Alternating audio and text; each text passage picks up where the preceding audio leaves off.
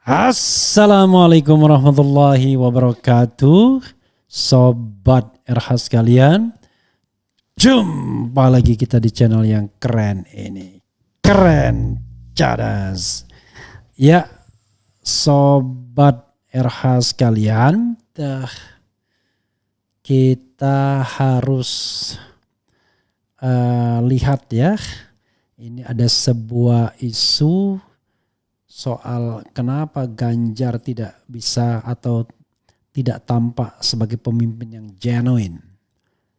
Lebih mirip ya kayak pemimpin boneka, ini sorry to say. Nah, ini salah satunya ada analisis mengatakan akibat watak Mega dan ambisi Jokowi. Apa yang membuat hal seperti itu?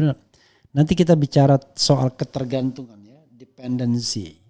Jadi soal ketergantungan ini memang membuat orang tidak memunculkan dirinya secara genuine. Sebagai contoh ide misalnya, Ganjar sepertinya tidak akan berani mengatakan bahwa pembangunan di era Jokowi ini ada ketidakberhasilan misalnya. Karena itu ya dia akan mengatakan bahwa semuanya baik-baik saja, semuanya akan dilanjutkan dan lain sebagainya. Jadi tinggal membebek saja. Ya, kita mulai dengan takbir dulu ya, karena mumpung masih bisa takbir, masih hari tasyrik ya. Allahu Akbar, Allahu Akbar, Allahu Akbar. La ilaha illallah, Allahu Akbar. Allahu Akbar walillahil hamd. Ya itu ya Sobat RH sekalian. Coba kita bacakan dulu beritanya. Terkait dengan genuinitas Ganjar Pranowo. Kenapa dia tidak seperti layaknya pemimpin sungguhan ya. Oke, karena watak Megawati dan ambisi Jokowi, Ganjar kehilangan wataknya sebagai calon presiden. FNN.co. Seperti sudah kita bersama bahwa sudah sejak beberapa waktu terakhir ya, seperti sudah kita ketahui bersama maksudnya, bahwa sudah sejak beberapa waktu terakhir hubungan Presiden Jokowi dengan Megawati Soekarno Putri, Ketua Umum PDIP, sudah retak dan tidak harmonis lagi. Keretakan itu tampak di berbagai kesempatan dan tidak bisa ditutup-tutupi lagi. Publik melihat gelagat keduanya dan memaknainya sebagai perceraian politik. Persoalannya antara lain soal mendukung figur yang akan diusung sebagai Capres 2024. Dan kini semakin jelas perseteruan keduanya karena watak Megawati yang ingin mendominasi dan ambisi Presiden Jokowi yang tak mungkin berhenti untuk ikut cawe-cawe. Menanggapi keadaan tersebut, Rocky Gerung dalam diskusi di kanal YouTube Rocky Gerung Official mengatakan, saya kira memang itu akhirnya. Rumus terakhir adalah relasi antara PDIP dan Jokowi atau lebih khusus lagi antara watak Ibu Mega dan ambisi Pak Jokowi. Ambisi Pak Jokowi tidak tertahankan karena dia enggak mungkin lagi berhenti untuk cawe-cawe.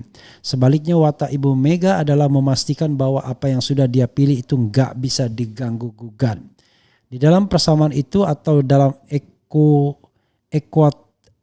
equation itu, lanjut Rocky, kita coba melihat derivat-derivatnya.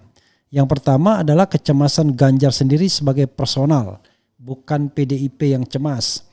Ganjar cemas karena dia diberi semacam keleluasan untuk mondar-mandir ke daerah dan sebagainya, tetapi tidak pernah mendapat sambutan yang otentik. Jadi sebagai pribadi tentu saudara Ganjar itu menganggap bahwa dia akhirnya menjadi mainan. Kan itu merusak mental Ganjar dan relawannya. Di mana-mana kita lihat dinaikkan poster tentang Ganjar, di belakangnya ada foto Megawati segala macam. Tapi nggak ada gairah yang menganggap bahwa ini serius. Jadi walaupun di seluruh Indonesia ada poster Bapak Ganjar, tapi di belakang poster itu tidak ada semacam energi. Jadi kelihatan itu poster sebagai poster aja, sebagai baliho aja, ujar Rocky. Padahal lanjut Rocky, yang kita inginkan adalah Ganjar sendiri turun dari poster itu lalu menyapa rakyat. Yang kita inginkan adalah Ganjar datang dari segala arah ke seluruh Indonesia. lalu mengatakan bahwa dia memang pantas untuk menentukan sendiri sikap politiknya, bukan tergantung pada relasi tadi, pada ketegangan antara watak Megawati dan ambisi Presiden Jokowi. Meski saat ini elektabilitas Ganjar didongkrak habis-habisan oleh lembaga survei, sekali lagi ya, didongkrak habis-habisan oleh lembaga survei, tetapi publik tahu bahwa ada kekhawatiran luar biasa karena watak Megawati yang terus ingin mendominasi atau bahkan mengendalikan Ganjar. Hal ini bisa membuat partai-partai lain berpikir ulang untuk mendukung Ganjar. Keadaan seperti ini tentu merugikan Ganjar. Tetapi katakanlah elektabilitas Ganjar naik, tidak ada soal sebetulnya.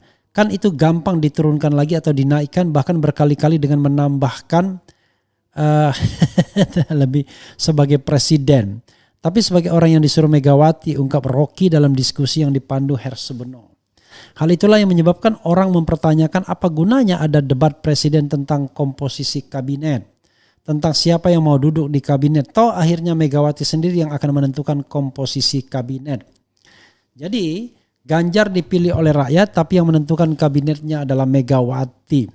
Padahal PDIP itu nggak sampai 20% suaranya. Bagaimana kalau seseorang terpilih sama seperti Pak Jokowi, terpilih tapi kemudian dijadikan petugas partai oleh PDIP. Padahal Pak Jokowi dipilih oleh 51% orang Indonesia, sedangkan PDIP cuma 19%. Hal yang sama akan diberlakukan pada Ganjar. Kasus Pak Jokowi sudah terjadi, sedangkan kasus Ganjar kini sedang berlangsung, ungkap Rocky. Rocky bukan sedang mengkritik Megawati, tetapi model semacam itu tidak akan membesarkan demokrasi. Karena calon presiden dikerangkeng oleh partai, oleh ketua partai, padahal Indonesia menganut sistem presidensial. Lain halnya kalau menganut sistem parlementer misalnya, sehingga Perdana Menteri menentukan kabinetnya. Indonesia menganut sistem presidensial dan pemilihan langsung. Itu artinya presiden mesti mendapat legitimasi dari rakyat Indonesia, bukan sekadar kemenangannya itu diabdikan buat partai. Rocky mengingatkan bahwa dalam sistem presidensial dan pemilihan langsung, presiden adalah milik seluruh rakyat yang memilihnya, bukan sekadar milik partai yang mengusungnya. Partai-partai yang mengusungnya tetap terkendali oleh 20%. Jadi sekali lagi kita mau terangkan kepada publik, Ganjar akhirnya kehilangan watak dia sebagai calon presiden. Dia sekadar calon dari Megawati untuk kepentingan PDIP, bukan untuk kepentingan pemilu dan demokrasi, ujar Rocky. Ya, ya begitulah saudara sekalian ya. Oke. Kelihatannya memang Ganjar ya sudah kepepet ya. Kemudian sobat era sekalian, karena itu sobat era sekalian, memang kita tidak bisa ngomong apa-apa kalau soal seperti ini ya. Kita khawatir kita punya presiden tapi presiden boneka. Kita punya presiden yang tidak bisa menentukan dirinya sendiri. Kita punya presiden yang dikendalikan orang lain. Kita punya presiden yang tidak bisa membuat kabinetnya sendiri. Tidak bisa bikin dream team untuk mengangkat Indonesia ini menjadi lebih baik. Semuanya sudah dikendalikan dan akhirnya betul bukan untuk kepentingan demokrasi tapi untuk kepentingan partai sendiri. Kita tidak tahu ya apakah masyarakat atau rakyat pengen yang seperti itu. Kalau pengen yang seperti itu ya sudah, nyungsep demokrasi kita ya. Jadi kita mengagung-agungkan kemenangan partai politik dan kemenangan calon yang diusulnya, tetapi barangkali tidak apa istilahnya. Kalau saya mengatakan tidak berguna bagi rakyat Indonesia nanti marah. Tepatnya barangkali kita tidak bisa berharap ada terobosan yang luar biasa ke depan. Ya begitu-begitu saja, begini-begini saja. Jadi kalau yang sekarang merasa puas dengan pemerintahan Presiden Jokowi, ya udah puas dia. Tapi in general kita harus jujur, apakah sebagian besar rakyat Indonesia itu sudah tercukupi atau tidak, sudah merasa puas atau tidak. Sekarang kalau puas itu didasarkan lembaga survei, bisa aja. Survei kan yang bikin teman sendiri, ibaratnya kata Rocky Gerung. Tapi kalau kita kaitkan, kita balikkan pada kondisi di mana rakyat Indonesia kemiskinan, pengangguran, ketimpangan dan lain sebagainya besar, maka disitulah kita akan merasa bahwa Jokowi bukan orang yang berhasil. Pemimpin Indonesia sebelumnya bukan orang yang berhasil. Kalau berhasil itu negara kaya seperti ini, pengangguran pun bisa disubsidi oleh negara. Ini pengangguran matilah, nggak bisa lagi makan, nggak ada uang untuk makan. Hari ini dia punya pekerjaan, besok dia menganggur, hilang pendapatannya. Walaupun dia sudah misalnya berpuluh-puluh tahun berpengalaman sebagai apa saja. Itu soalnya. Tidak ada sama sekali misalnya jaminan hari tua bahwa orang tersebut akan bisa hidup dengan aman dan nyaman begitu. Gitu ya saudara sekalian. Jadi bukan sentimen, tetapi ini adalah realitas yang saya beritakan atau ceritakan kembali. Dan kalau kita bicara tentang realitas yang kita beritakan dan ceritakan kembali, ya begitulah kita. Bahwa negara kita ini jauh dari makmur, jauh dari sejahtera, padahal negara ini adalah negara yang kaya. Jadi tidak pantas sesungguhnya negara kita menjadi negara seperti ini. Nah, sekarang ketika kita bicara tentang keberlangsungan atau keberlanjutan, seolah-olah apa yang sudah kita capai hari ini itu adalah gilang gemilang, cerlang cemerlang ya. Padahal cerlang cemerlang dengan utang hampir 8.000 triliun, bayangkan. Dengan indeks korupsi yang nyungsep menjadi 34. Dengan demokrasi yang kita menjadi negara separuh bebas aja. You name it. Dengan horor penegakan hukum yang menyasar orang-orang yang kritis pada pemerintahan dan lain sebagainya. Oke, coba kita bacakan komentar Sobat RH terkait dengan hal ini ya.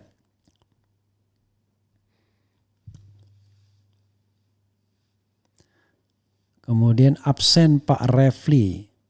Hadir bukan absen ya. Kalau absen itu berarti tidak hadir ya. Bung RH udah bikin sate dari hasil daging kurban. Sudah. Sudah dimakan. Baik kurban sendiri maupun teman-teman ya. Ada relawan Anies Baswedan yang mendapatkan kambing ya. Kemudian dimasak, saya diundang makan bareng-bareng ya. Saya tukang makannya doang ya. Petugas partai ya, boneka partai, mainan Jokowi Mega.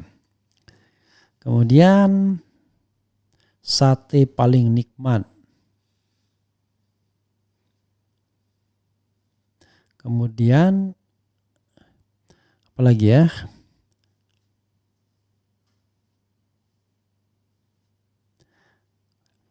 Lihat tuh seperti apa kelakuan pendukung Ganjar yang bawa nama Anies karena ada baliho Pak RT and Anies, akhirnya dihantam sama netizen. Malu, kena mental netizen pada dukung Pak RT. Cek. Saya nggak ngikutin ya kasusnya apa.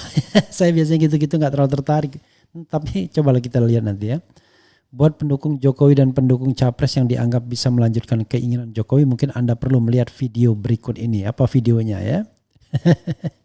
Kemudian pakai peci Bang RH biar tambah caam. Salam untuk Subang Utara. Wah, nanti kalau saya pakai peci dianggap nyalon lagi nanti. Sekali-sekali bolehlah pakai peci ya. Pakai peci dan saya tidak nyalon ya. Kemudian ini menarik nih, cupcake. Emang Anies itu siapa? Nggak punya partai, nggak ada duit. Dari mana modal Anies nyapres? Pastilah dari Yusuf Kala, Surya Paloh dan lain. Jadi Anies boneka siapa? Nah ini bodohnya orang ini. Jadi beda dong Ganjar sama Anies ya. Kalau Anies karena kelebihannya ya kan. Karena kelebihannya maka orang di luar partai rame-rame mendukung dia. Oke. Kalau Ganjar dia bergantung kepada dua orang, Megawati dan kemudian Jokowi. Beda lah. Kalau Anies, Nasdem aja kebetulan ngambil duluan. Kalau tidak diambil Nasdem dan politik kita fair, banyak yang mau ngambil. Ini kan masalahnya seperti dikatakan Denny Indrayana, Presiden sudah cawe-cawe, ketua-ketua umum partai pada diancam gitu. Kalau nggak ikut, awas, boroknya dibuka. Persoalannya kan di sana, jadi tidak ada fairness. Nah, untungnya di antara itu yang paling berani ya Nasdem. Coba kalau seandainya pakai akal sehat, PAN, masa PAN misalnya lebih mendukung Ganjar? Kan nggak mungkin. P3 misalnya, kalau sudah jelas masanya itu mendukung Anies Baswedan. Sudah jelas dia adalah partai Islam. Kok aneh, ya kan? Partai Islam justru tidak ingin mengglorifikasi Islam di Indonesia. Tetapi sekali lagi Islam rahmatan lil alamin. Islam yang juga tidak medeni. Islam yang bukan nakutin. Tapi Islam rahmat semesta alam. Itu yang harus kita pahami ya. Jadi walaupun orang non muslim dekat kita, ya mereka nggak khawatir, nggak akan dirampas haknya, akan diberikan haknya, kesempatannya dan lain sebagainya. Di situ ada pendukung-pendukung Anies non muslim kan banyak juga rupanya. Ya saudara sekalian, itu saja, selanjutnya silakan dibaca sendiri ya. Wassalamualaikum warahmatullahi wabarakatuh. Ciao.